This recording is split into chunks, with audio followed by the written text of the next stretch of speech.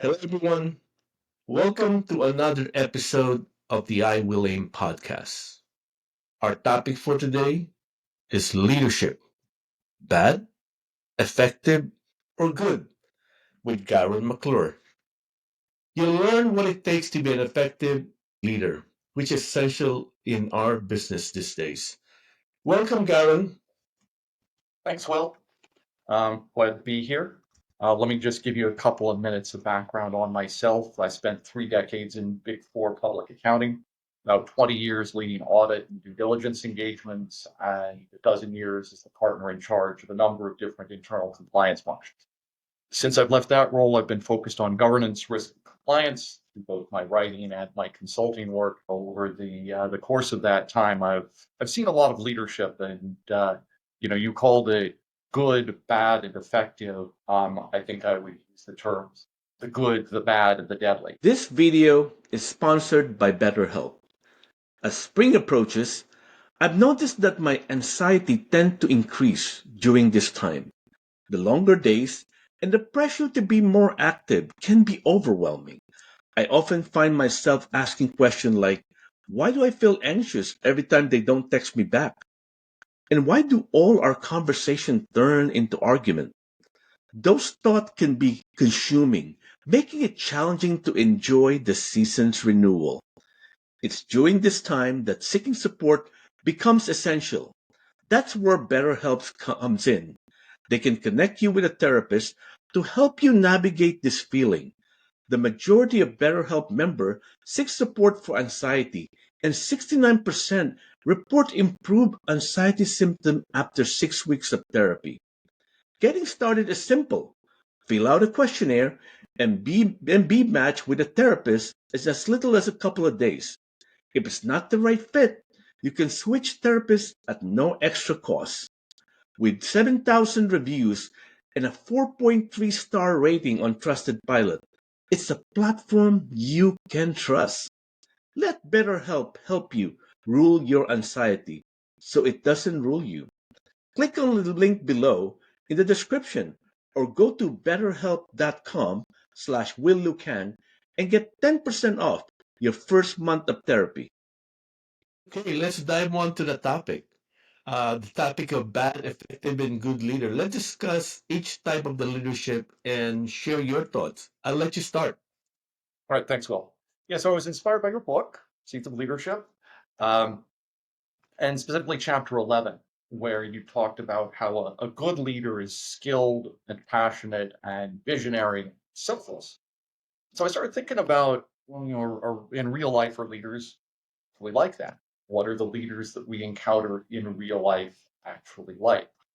And as I thought about that, I thought about those three characteristics or those three categories again: bad leaders, good leaders, and deadly leaders. And let's take it out of order. Let's start with bad. So I think bad leaders, unfortunately, are pretty common. And these are people that manage to get themselves into leadership roles, but they're not actually any good at leading. So this is maybe Lawrence Peters' famous Peter principle of people get promoted to their level of incompetence, right? And the main characteristics of a lot of these people is simply ambition. They want to be leaders, they try to be leaders, they get to be leaders, and the key skills that they cultivate for that are often brown nosing and backstabbing, right? Which can actually be very effective at getting you into leadership roles. I think probably both of us have met over the years people whose principal skills are brown nosing, backstabbing, and get pretty far with that.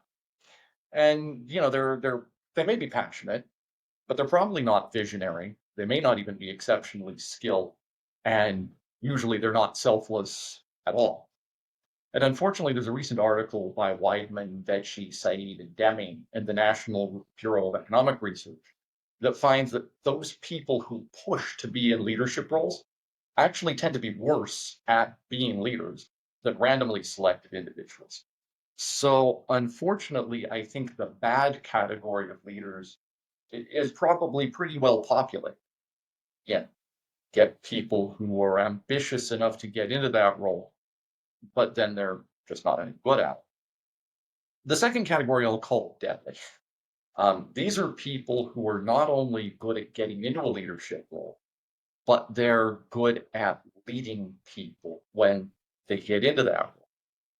They're passionate, they're skilled, they're visionary, but they're selfish.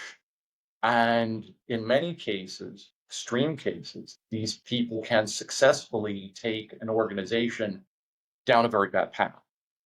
And maybe the most obvious examples would be political, right? People like Pol Pot or Mussolini, Stalin, Hitler, Jim Jones. They have an exceptional ability to get people to follow them, but then they lead them to a really bad place.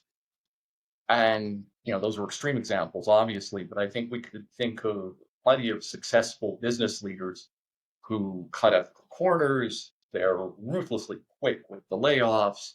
They show no loyalty either to their customers or their personnel. They put profits over safety. And I think even a lot of very famous business leaders were no fun to work for. And I use that term deadly because I think these people have a very insidious and corrupting effect on the culture of where they are. Again, they're effective at leading, but they lead in a bad direction. And then finally, you have good leaders, which is what I think we would all like to be ourselves, what we would like to be led by. They get promoted to leadership, they're effective at leading others, and they lead for good. They add that selfless element that you talk about. And the challenge is these probably aren't the people that are fighting to get to the top, right? They probably aren't all that ambitious. And if they start, they have a vision, they want to serve as leaders, it can be really hard to keep those values when you get to the top. In Rules for Radicals, Saul Alinsky talked about advising young seminarians on needing to decide whether they want to be a priest or a bishop. And he says that once you set out to become a bishop, you think, well, I'm going to do a lot of good if I'm a bishop. You start politicking, you start making some compromises. And then once you become a bishop, you start thinking about how much more good you could do as a cardinal. And so you just keep making those moral compromises. The 14th century Muslim philosopher Ibn Khaldun said pretty much the same thing. And this isn't a new idea, right? Lord Acton said, power tends to corrupt. And so, unfortunately, I think these good leaders are actually quite rare. And you've studied what, based on your analysis of leadership, what do you think? What do you see in these categories? I totally agree with what you said. I think the one thing I observe about when I differentiate the bad, the the devastating or dangerous that you said, and then the good one, I think it comes down to character. Character is the one that differentiate the three of them.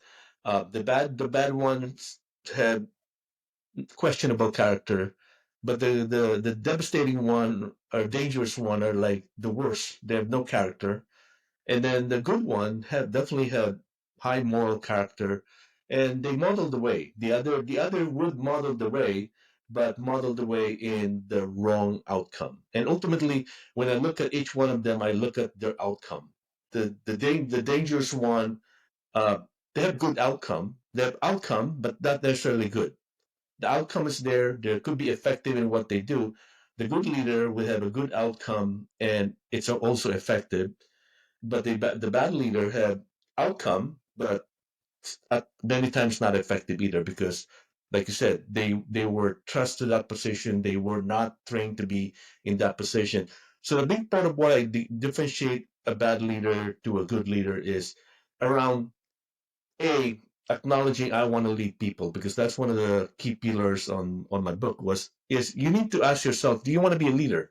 Don't just move up because that's what the company says. You get promoted, you got to be a manager. Learn and figure out whether you want to be a single performer, because sometimes your role as single performer is far more effective for the company. So bad leader, in many ways, in my observation, are a byproduct of the environment they're in, the people that they work with. And there's many cases where I see their managers are not good leaders and they treat people poorly, but they're very effective because they get things done. But then the people that are following them are all like, well, that's effective. That my boss did that. I'm gonna do it. And because they emulate the wrong thing, they end up being a bad leader. But if they happen to have a good leader ahead of them, likely things could have been different. So to me, the bad leader are not necessarily sometimes by choice; it's by situation that they're in. But the dangerous leader, that's by choice. They really want to do that. That's really their intention. They didn't think about, as I read your book and you talk about what mattered the most, right? What matters. What matters to them is very different than what's good for everyone else. So to me, that's another uh, tangential point that I want to highlight for those dangerous leaders. But the good leader, while their good intention, good character model the way, sometimes observe that they don't get as high as where they need to be. And we had this discussion before that sometimes the good leader that you looked at, for some reason, they don't quite make it because they don't have some of the attribute of the bad and dangerous leader. And sometimes I guess you need to find that fine balance. So I think that's where I actually sort of put them in their respective category. But ultimately, what separate each one of them is character. Yeah, that makes a lot of sense to me. And I agree. I think it can be very hard to get the person that has that selfless character into the position of leadership because they probably don't want to be there. Yes. And and if they started with that selfless character, again, I think we probably both know cases of people who started with good intentions and the very process of getting up the hierarchy of climbing that greasy pole, they got a little spikier. Their claws came out. They got more ruthless. And so by the time they made it to the top, they weren't the same person that they were before they started. And I like that you point that out because throughout my career, there's a stage in my career where they said, "Will, you're just too nice." Sometimes you just need to, you know, show them the tough side, right? And I was like telling myself, I wasn't really nice because you see my nice part because you didn't do anything bad. But the people who actually did something wrong do get my not so good side in private, right? To me, as a leader, I always look at, there's this saying that you praise in public, you reprimand in private, right? So you don't see my bad side because I don't treat people in a bad way uh, in general public. I have a candid conversation that is tough, but in private. And those are meant to help the people. And I think those are the difference that I think it's important to talk about because sometimes you see a good leader and you think they're nice. They're not necessarily nice. They know how to change their behavior on different situations. If my audience wants to reach out to you and engage you in risk management, compliance, and things like that, what's the best way to reach out to you? Email is always good. It's Garon at McClure-CPA.com. I'm happy to talk to anybody on any subject. Um, I am actually quite passionate about ethics in the business world. And so, yeah, always happy to have a conversation with anybody on that subject. Thank you, Garen, for your time. And I want to flash your book one more time. I absolutely love reading. I'm reading it right now. And thank you again for being my guest today. I appreciate you. Thanks, Will. Love the opportunity. You're welcome.